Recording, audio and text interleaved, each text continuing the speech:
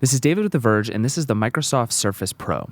This is basically the real deal kind of no compromises Surface. Instead of running Windows RT, a low-powered operating system, the Surface Pro is a full-fledged Windows 8 machine with all of the bells and whistles you'd expect from a high-end laptop. It's also $900 for the cheapest model, so it's competing with some of the best devices out there, but in theory can do so. There are a bunch of changes from the Surface RT, which we reviewed back in October, but most of those are under the hood, and I'll get to those in a minute. First, there are some really key hardware differences here, too. The general Surface look and feel hasn't really changed. This is still a well-made, good-looking tablet. It's made of Microsoft's Vapor MG material, which feels a little bit like aluminum, and it's really clean and simple, and it comes in black and is really just a sleek device. But this is bigger than the Surface RT. It's a lot bigger. It's 13.5 millimeters thick, whereas the Surface RT is less than 10. And that makes a big difference, as does the extra half pound of weight on the Surface Pro. It's not terribly uncomfortable in both hands if you're using it on your lap, but you absolutely can't use this device in one hand, and it's really not very comfortable to stand and hold. Part of the reason the Surface Pro is so much thicker is the ventilation strip running around all four edges of the device, which is what's used to cool the more powerful Intel processor. That adds a little bit of a gap around all of the edges, so it's not quite as unibody feeling as the Surface RT, but it still looks fine. One thing you gain in exchange for the extra heft is a gorgeous 10.6-inch 1080p display. It looks amazing. It's one of the best screens I've ever seen. It has basically perfect color reproduction, ridiculous viewing angles, and it's incredibly responsive. The Pro has 10 points of multi-touch, and they actually work great. The Surface RT, for some reason, only had 5 points of multi-touch, and I found myself using more than 5 fingers a lot more often than I thought. The Surface Pro also comes with a pen, a capacitive stylus that actually works really well on the device. It's made by Wacom and is just a nice addition to a device like this. It's not something you'll use all the time, but it's great for drawing or taking notes or scribbling on a screenshot.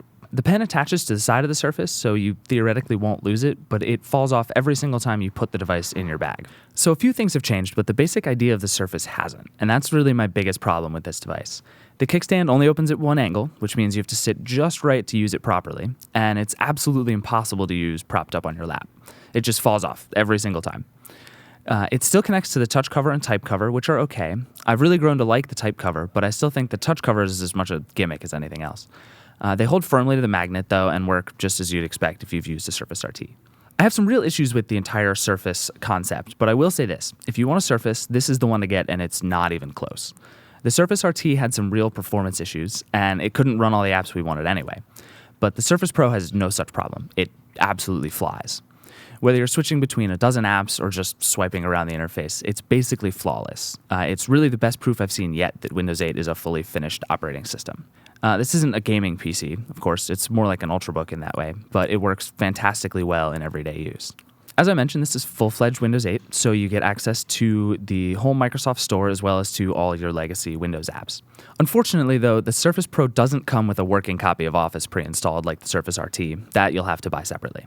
The Surface Pro does all of these things pretty silently, too, without many problems. If I hold it up to my ear, I can hear the whirring of the fans coming out of the vent, but otherwise it's quiet enough. It does get a little warm, but not so much as to be a problem. Like a lot of Ultrabooks we've seen, the Surface Pro runs an Intel Core i5 processor with 4 gigs of RAM and 64 or 128 gigs of storage. You should definitely get the bigger model, by the way, because the base installation of Windows right out of the box takes up 41 gigabytes of space. All the internals do make the Surface Pro bigger and heavier, but the really significant trade-off is the battery life. The Surface Pro's battery lasted just shy of 4 hours on our battery tests, which is considerably below average for a laptop. For a device that pretends to be something like a tablet, it's terrible. But all that said, here's the thing about the Surface Pro. It's the best Surface by a long shot, but I'm less and less convinced that you want a Surface in the first place.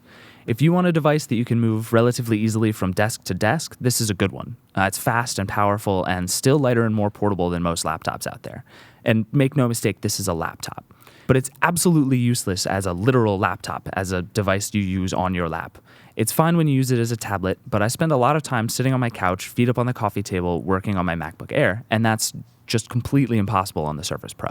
I like the Surface Pro, and I'm impressed that Microsoft built such a powerful machine in such a handsome, simple body, but if you're in the market for a tablet, this isn't that at all. And if you're in the market for a laptop, your $900 is probably better spent elsewhere, at least until Microsoft figures out how to make the Surface usable away from your desk.